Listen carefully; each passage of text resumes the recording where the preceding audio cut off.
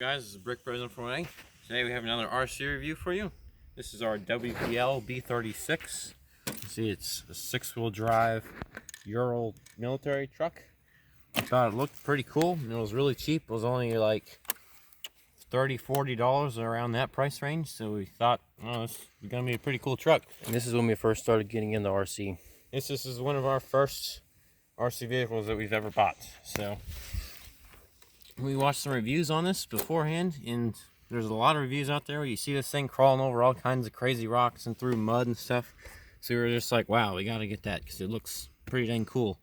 So we picked one up and we drove it, took it out of the box, drove it for around a minute or so, and then the drive shafts fell off. So what we did is we went online, found these metals. These are actually stainless steel drive shafts. So we went and we put those on there, and then we tried to drive it again and started driving it, and then the gears stripped out. So I think originally it was just the front axle that stripped out, so we bought stainless steel gears for those too.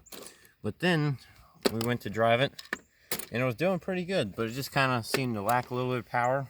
So we decided to, because all this is super cheap, most of these upgrades and stuff you can find on Amazon, places like that, for relatively cheap price. I actually replaced one of these axles one time, the whole axle. Yeah, we actually have replaced both the front and the rear axle completely. See, this axle is actually a little bit wider, but might not be able to tell on camera, but it's a little bit wider than the other ones. So these mounts are broken because they're kind of, but anyways. So we bought a whole new axle for that, which was supposed to fit it, but it didn't really. Anyways, so all these upgrades are super cheap. So we actually found this 2-speed transmission with a bigger motor. So we bought that, and it had way more power, which apparently had too much power because it stripped out the stainless steel gears.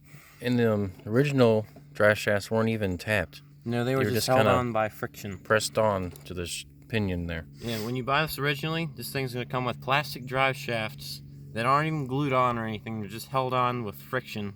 So it's plastic on metal with friction. So and we also very strong. Had a leaf spring break one time, didn't we? Yes, right there, there's one broken right there. Yeah, yeah, you can. Dang, it's already broken just like that. We've already used all the replacement. It actually comes with like 3 replacement leaf springs, and we've actually already used all of them. So yeah, that's broken now. This rubber band is for the 2-stage part. We had it locked into each. When we bought this motor, it came with a remote that was supposed to work with the 2-speed transmission, which was this here. But the only thing was this little button, and it didn't really work. It just didn't work. So that was kind of disappointing. So we just put a rubber band on there that keeps it in first gear. So, because we wanted this to be more of a rock crawler, because obviously this thing doesn't really look like something that's made to go fast. But it does have a lot of scale details. The attention detail is actually pretty amazing on this truck. There's all kinds of little tiny marker lights, and the headlights when you buy this thing out of the box have little yellow lights in there. They look pretty scale. We put some Lego minifigures in there just to kind of look cool. The doors actually open up. We put a piece of tape on it because they flop around when you're driving it. But yeah, the doors open up. The hood opens. The hood is actually where you store the battery. But you can see there's kind of messed up in there because when we replaced the motor, replaced some other stuff too, and yeah, there's no electronics in this truck right now. So if you were hoping for a run vid, sorry, it's too broken for that. But yeah, the attention detail is really nice though. You even have a little door on the back that swings open. You have 2 doors. Not really any detail on the inside of there, but I mean, A lot of storage space. Yeah. You also have a little door on the side, which is pretty cool. It opens up.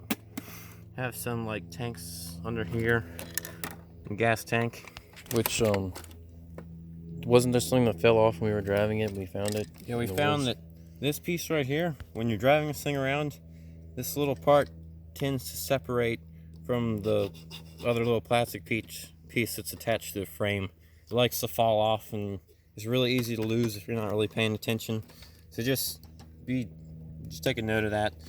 So yeah, and also this top piece, if you hit it on the top, it will come off relatively easy, along with this little snorkel piece. We actually glued that on because it kept falling off all the time. But it does look really good. This is a really good looking truck. You took the cab off one time and it looked really good too. Yeah, you can take this whole bed off, this whole back part, this, I think it's called a radio truck or something like that. But there's like 2 screws under here that hold this entire box on. So you can take that off if you want a totally different look. And I believe you can even buy like a gas tank thing, so you can have like gas transport kind of truck. Or you can leave it as like just no bed, and yeah. But it's got little windshield wipers, pretty fancy little spotlight. The mirrors are nice and bendy, so if you flip this thing around, the mirrors aren't gonna like break off or anything. You got toe hooks on the front because realistically this thing's gonna be pulled out all the time because it can't drive at all. It sucks and breaks down 24/7. But I mean, that's just in our opinion, but it breaks down all the time. Purely our opinion, but it broke down so much that we decided to start putting money into it. Yeah, we've spent probably over $200 in stuff on this truck, and it still doesn't drive. So that's got to tell you something.